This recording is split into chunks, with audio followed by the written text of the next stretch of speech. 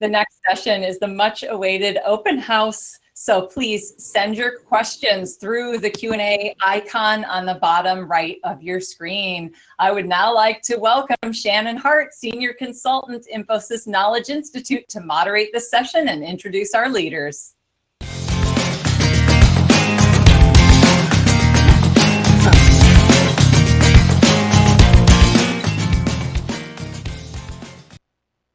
Hello, everyone. I'm Shannon Hart with the Infosys Knowledge Institute, the thought leadership and research team for Infosys. Welcome to the Leadership Open House. We have spent the past 2 days in a true digital experience, discussing resilience in an uncommon time, innovation for survival, and the transformation to a live enterprise.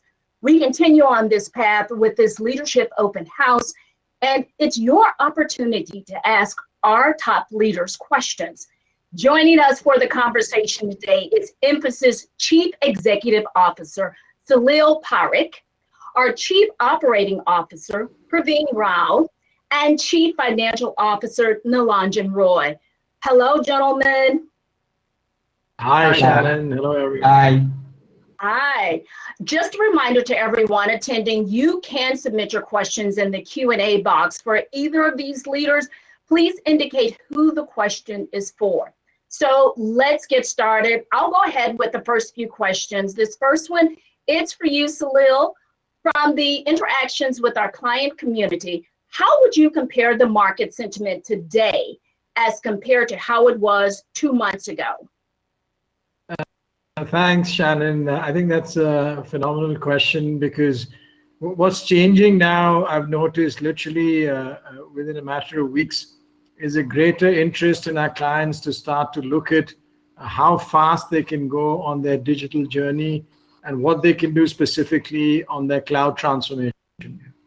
There's continued interest on what they want to do with cost efficiency, with levels of automation. And then there's also more interest on automation, on consolidation itself. So the thinking has changed across most of the industries. There's still some concerns in the retail segment and in manufacturing, but even there we start to see some positive signs and traction. A few of our retail clients with the consumers back in the stores starting to see more positive activity. So overall, while it's small steps, we see small steps which are in the positive direction.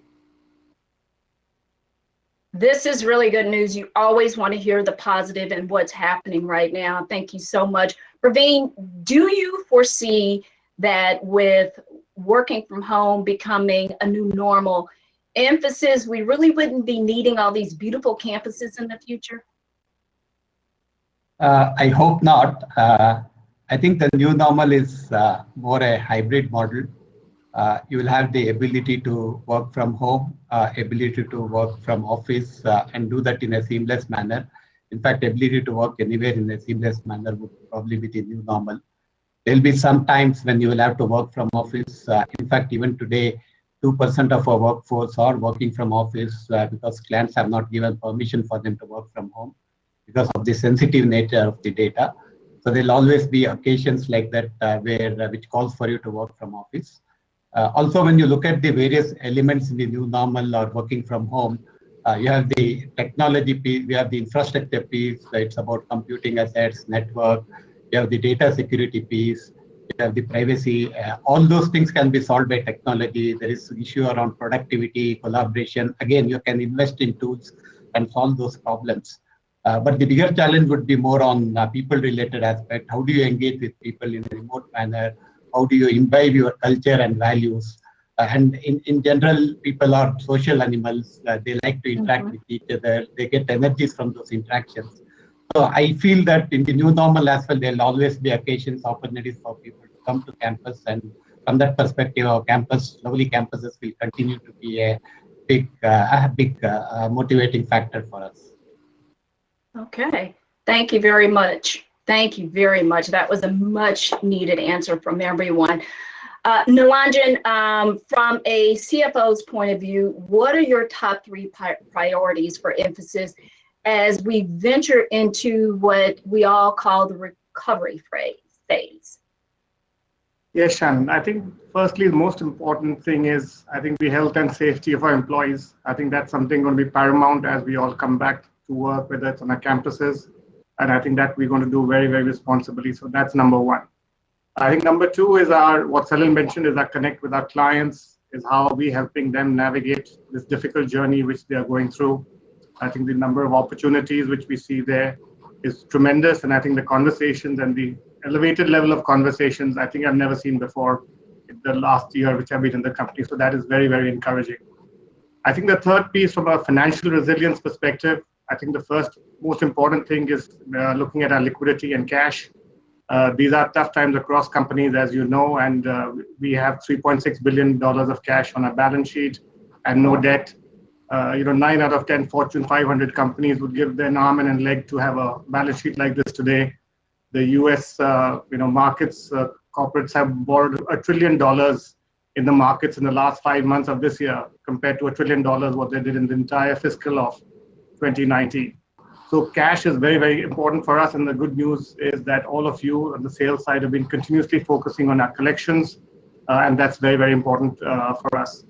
The second is, as we're looking at any headwinds of costs and margins, we have taken some short-term measures, temporary measures on cost levers. And we've talked about that in the quarter end. But I think our strategic cost levers continue to be very, very critical for us, whether this is in terms of the on-site offshore mix, whether it's in terms of pyramid, whether it's in terms of automation, whether it's of our subcontractor costs or digital pricing. We continue to need to hammer on these costs to make sure we have a much more stronger financial balance sheet and come out of this crisis much stronger than what we go into. Okay, it's always good to know that our company is thinking ahead, despite the fact that no one predicted we would have something like this to happen across the globe. I want to go ahead and move towards our video. We do have some questions that have come in via video, and we want to go to the very first one. Hi, this is Alan Cohen from Sydney, Australia. With global travel restricted for the foreseeable future, does the company have any plans for further localization in certain geographies? Thank you. Let me start by, sorry, Shannon, you're saying something. Oh, no, I was going to say, who wants to take that question? That's a really good one. Let me start off, and I'm sure there might be things, if I miss Praveen and Nilanjan add in. I think it's absolutely critical that we further cement our localization approach. One of the things that has helped us tremendously, we've noticed, is the fact that we started this some time ago. By doing localization, it's not just the travel constraint, but it also helps us as we build different skills in different places. And it also helps us as we look at how the regulatory environment will evolve in the coming years. It's not so much a question of this quarter or next quarter. So from the approach of the company perspective, our thought is to build on that. What we've done so far is actually quite exemplary. Some of that data has been shared in the recent reports, in annual reports, in the sustainability reports. But we will continue to do more and more of that. In addition to the work that we're doing, which is growing our capacity and capability within India, because we know that it's both of these levers together that will help us in the future. All right, Salil, thank you so much. Let's go to our second video question. Our SAP ratings has taken a dip with Forrester and IDC recently. With mega projects like S4 opportunities all over, what is our plan in bridging the gaps between us and competitors such as Accenture? Some of the rating agencies, we've seen some concerns. There are several other rating agencies where we've done extremely well. And even more, the sorts of wins that we've had recently, the two examples that come to mind at Sanofi and Roche, and then the building up of our S4 capability. Clearly, SAP, especially on the S4 side, is seeing a nice emergence, resurgence, and we want to be clear that we are part of it. One of our biggest practices within the company is SAP. It's something which we have a deep strength in. We have a business which is across consulting and the tech side, and we want to make sure we continue to develop it. We also want to make sure we communicate it better within the market so it's well understood that we have a leadership position. Okay. So thank you so much. We'll try to get Praveen back a little bit later, but let's go to our third video question. Hi, this is a quick question to Salil. When I look at our organization, we've been seen as a pioneer in many things, including GDM, including the way we actually pushed India's brand image in globally from an IT perspective. With the live enterprise, I feel we have yet another opportunity to be seen as a pioneer in many things we do and bring new ideas to the fore. What is your view, and do you really see live enterprise as a concept as well as a way of working, especially post-COVID? I think this is going to be an important way every enterprise embrace and being a live and a digital native enterprise. What's your thoughts on that? Thanks, Kanan. Good to see in terms of the strategic thinking, we're looking ahead. There's no question in my mind that a live enterprise, a digital enterprise is absolutely part of the future. And the way we've articulated the live enterprise vision is extremely compelling. We've also taken the first steps to put in place our own usage of the live enterprise, which is quite remarkable because most companies are not that fast in implementing it on an internal basis. In addition to that, we're seeing tremendous traction because it pulls together all of our digital thinking, but in a much more real-time manner, in a much more manner that interacts and connects with our clients. So my sense is the vision is compelling, our internal approach already very sound, and more to come. Even this platform that has been developed that you heard earlier from Nandan has been developed at rapid speed and actually working extremely well. So my sense is we now have to bring it to our clients and see that they adopt it and use it and then drive large-scale transformation for their own digital journey. And if you're successful at making that happen, then we become once again pioneers in that area. But a lot of that now rests really upon all of us, all of you, most directly connecting with our clients, and specifically you, Kanan, because I'm looking for a lot of live enterprise deals within insurance. Thank you, Salil. Let's go ahead and go to our fourth video question. Hi, I have a question. As we see the new normal in every aspect of life, what do you think would be the new normal in terms of the capabilities and skills of our employees? And what are we doing to enable them to operate in this new normal? Thank you. So Nalanja or Praveen, would one of you like to take that question on? I can take that on. Hopefully I'm audible. Okay. So as you're aware, we have invested a lot in building capabilities in our people in the last couple of years. In fact, if you look at our digital share of revenues, it's moved from 25% to over 40+% in the last 2 years. And about 80% of the skills required has been done through internal retraining and reskilling. So there's been a lot of effort, and our investment in Lex and other things have been very significant. So some of those aspects in terms of ability for people to learn technology skills, ability to learn, unlearn, relearn, ability to commit to lifelong learning, those things will continue to be relevant. You need to continue to be tech savvy. All those things will not go away. In addition to that, given that a big part of the work that we do lends itself to automation and other things, so people have to now get into more of creative thinking, design thinking, creative skills, and so on. Those are some of the things, again, we have started investing in, and those continue to be relevant.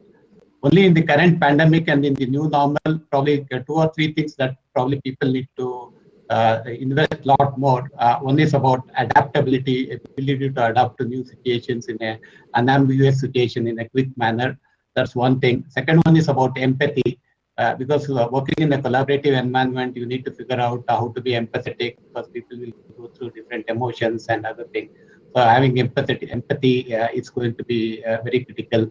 Having discipline about ways of working, personal accountability, those also becomes very difficult, very important in the new normal. And having ability to understand data, that also becomes probably one of the critical elements in the new thing. So net, most of the things we have invested in the last couple of years continue to be relevant, but in addition, you need to have ability to be collaborative, ability to have empathy, ability to adapt to new situations. I mean, these are probably, in my mind, the most important thing that we need to continue to focus on. Okay, thank you so much. We are now going to move to our Q&A window where we're getting a number of really great questions. And this question is coming from Hima for Nilanjan. Her question is, like some of the global companies have done recently, do we expect to lay out firm goals around diversity to both gender and ethnicity to further reinforce our commitment to diversity, equality, and inclusion? Yes, Shannon, that's a very good question. You know, as in Infosys, we are committed to the highest standards of ESG, and we have very well stated goals on the ESG front, which we laid out about 10 years back. And as we speak, we are looking at our next ESG vision. But specifically, as we come to gender diversity, as you know, we have about 38% of our workforce globally with women. In fact, the top 5 technology firms in the world, you know, Microsoft, Apple, etc., and the stated numbers combined around 34%. So that doesn't mean that we haven't got much more to do, and which we are looking at. So we remain committed to improve this. We were about 30% globally about 7 to 8 years ago. We are now steadily improving that. And I think as we look ahead, we remain committed, whether it's on the localization front and hiring local talent, and from an ethnicity perspective, or from a perspective of gender diversity. And I think definitely things like work from home will dramatically improve our ability to hire talent across the gender workforce, giving flexibility to women to work in the workplace. So I think these are very, very important steps. And like I said, we remain committed towards this. Okay, I think that's a question on everyone's mind across the globe. Real quick, Salil, this question is coming to you. Infosys has been a pioneer on global outsourcing. To emerge stronger from the crisis, what are we doing differently from our competition? I think the thing that's really striking is how we entered the crisis.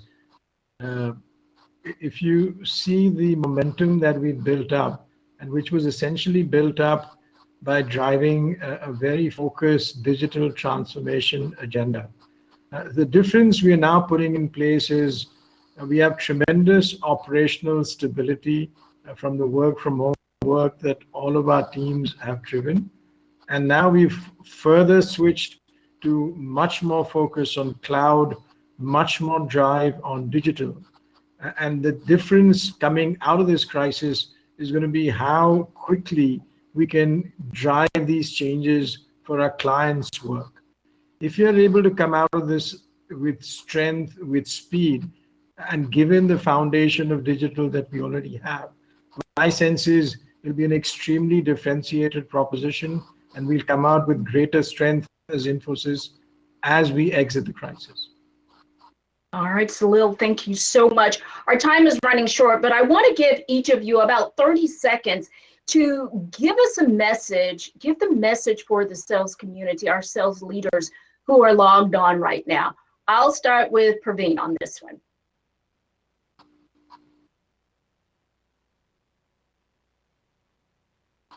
Yeah, I think my message would be to go the extra mile to serve our clients in these trying times. So clients is very important. So that's my message. Do whatever it takes to help our clients in this crisis. Okay, Nilanjan, how about you? Yeah, I would just say be audacious, dream big, create those deals which I'm seeing every day. I mean, they're truly, truly amazing. And I think we are going to come out this much, much more stronger. I'm confident of that.